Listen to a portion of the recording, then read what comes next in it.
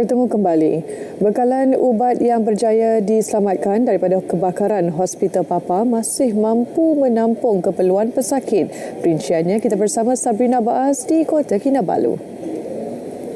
Ya Ifa, bekalan ubat yang berjaya diselamatkan daripada kebakaran Hospital Papar Isnin lalu masih mampu menampung kegunaan pesakit di ward atau di Jabatan Pesakit Luar.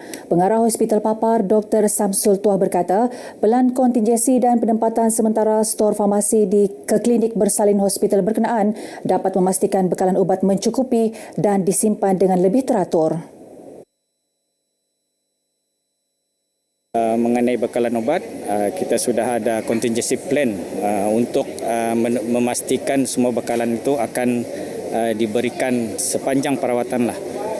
Dan ada beberapa kita punya untuk unit-unit yang terlibat, kita sudah buat pemindahan di tempat-tempat sementara bagi memastikan unit tersebut pun dapat dijalankan seperti biasa. Menurut Dr. Samsul, Hospital Papar kini menggunakan perkhidmatan catering luar bagi mendapatkan bekalan makanan untuk disalurkan kepada pesakit yang ditempatkan di ward hospital berkenaan. Ia susulan atap bangunan unit sajian yang turut terjejas akibat kebakaran. Untuk makanan, setakat ini kami menggunakan perkhidmatan outsourcing, catering daripada luar, sehingga bangunan atau unit sajian itu dapat berjalan seperti biasa. Unit fisioterapi juga ditempatkan sementara ke kawasan lebih selamat bagi memberi keselesaan kepada pesakit yang mendapatkan rawatan. Sementara itu, tinjauan RTM ke unit farmasi Hospital Papar dan Jabatan Pesakit Luar mendapati ia beroperasi seperti biasa. Sementara itu, pelbagai agensi tampil menyalurkan bantuan kepada pesakit ward dan petugas Hospital Papar. Antaranya Beliawanis Gagasan Rakyat Pantai Manis dan Yayasan Jiwa Malaysia. Bantuan berupa makanan dan minuman tersebut diserahkan kepada pengarah Hospital Papar Dr. Samsul Tuah. Ketika ini, Hospital Papar memerlukan rak bagi penyimpanan ubat-ubatan yang kini ditempatkan di stor sementara. Ia bagi membolehkan penyimpanan yang lebih teratur dan mudah diagih ke unit farmasi sebelum disalurkan kepada pesakit. Beberapa agensi lain juga akan tampil memberi sumbangan, antaranya Sedafiat Sendirian Berhad yang bersetuju menyumbang alat pendingin udara untuk kegunaan stor penyimpanan ubat sementara hospital berkenaan. Seramai 30 penduduk daripada 4 keluarga ditempatkan di Pusat Pemindahan Sementara PPS di Dewan PPR Taman Harmoni Sandakan. Ia susulan kebakaran di Kampung Persiaran Bakau Sandakan semalam. Pengerusi Jawatan Kuasa Pengurusan Bencana Daerah Henry Idol menerusi kenyataannya mengisytiharkan pembukaan PPS tersebut sekitar pukul 6 petang semalam. Sementara itu, mereka yang ditemui RTM berkongsi detik-detik cemas ketika kebakaran. Sekeluarga saya 8 orang, 6 orang anak dengan kami suami isteri lah. Rumah habis semua, barang-barang habis semua, tiada yang boleh selamat. Bengkel punya barang habis semua. Semua habis terbakar, hangus. Dokumen pun tidak selamat. Itu api itu Papa ni merebak. Cepat 15 minit begitu selesai semua. Apa-apa pun tidak sempat kami mau kasih keluar, apa pun tidak dah. Kami turun pun terjun begitu. Tudung pun dah pakai, selipar pun dah pakai. Terjun begitu saja. Semalam, sebuah bengkel dan 1 blok rumah pekerja terbakar selain 4 buah kereta, sebuah van serta motosikal. Persatuan Diabetes Malaysia Cawangan Negeri Sabah giat meningkatkan kesedaran pencegahan penyakit diabetes di semua peringkat umur. Timbalan pengurusinya Profesor Dr. Q. C. Tek berkata, terdapat 2 jenis diabetes iaitu jenis 1 melibatkan kanak-kanak atau remaja dan jenis 2 melibatkan golongan dewasa. Taiwan ni, keperluan mereka ialah insulin, suntikan insulin. Oh, kami ada seawal 2 tahun. Roughly, saya tengok di Likas, salah satu tempat rawatan, sekurang-kurang ada dalam 50 sampai 100. Di luar Sandakan semua tu pun ada.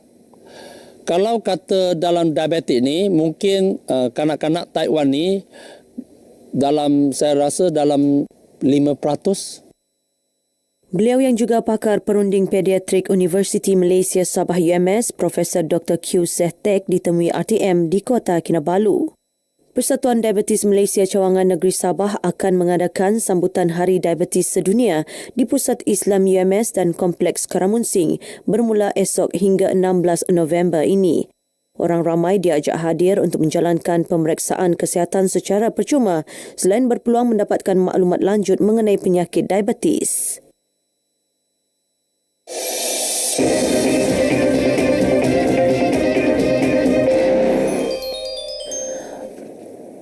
Gunung Kinabalu bukan sahaja terkenal menerusi pelancongan tetapi juga tetap terserlah dengan sukan ekstrim iaitu Clambeton.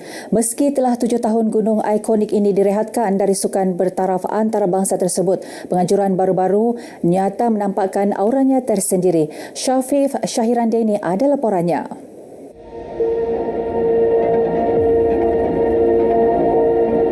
Sememangnya peminat sukan mendaki sentiasa menantikan penganjuran Clambeton antarabangsa Gunung Kinabalu.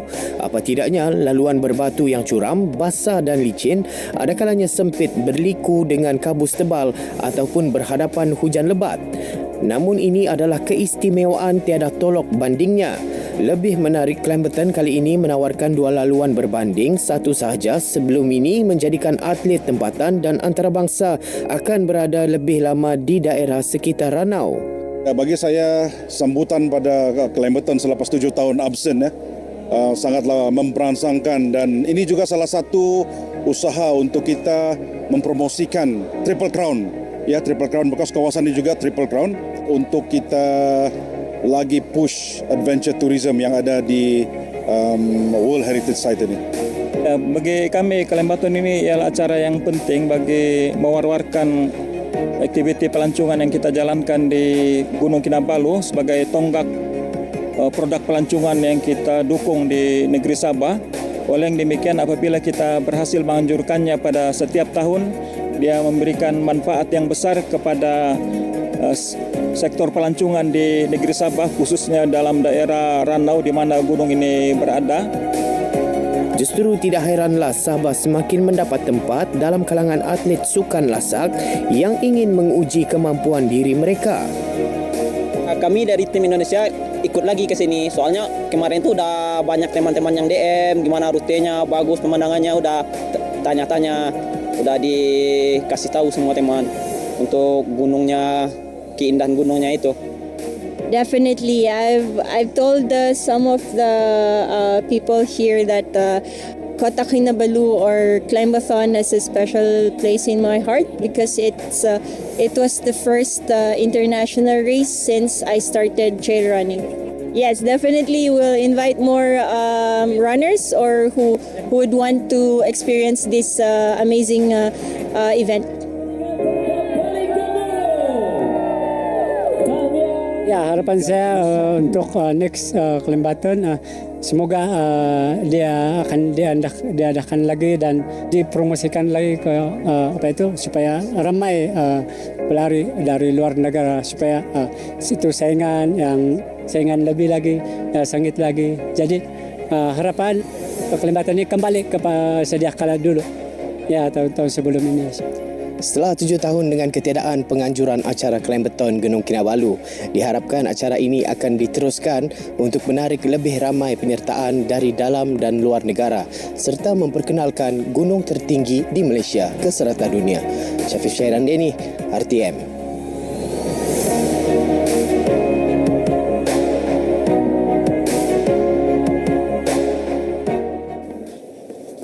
Setakat ini perkongsian dari negeri di bawah Bayu. Terus ikuti lebih banyak perkembangan semasa dalam negara bersama IFA. Dari sungai hingga segara, Palestin pasti merdeka.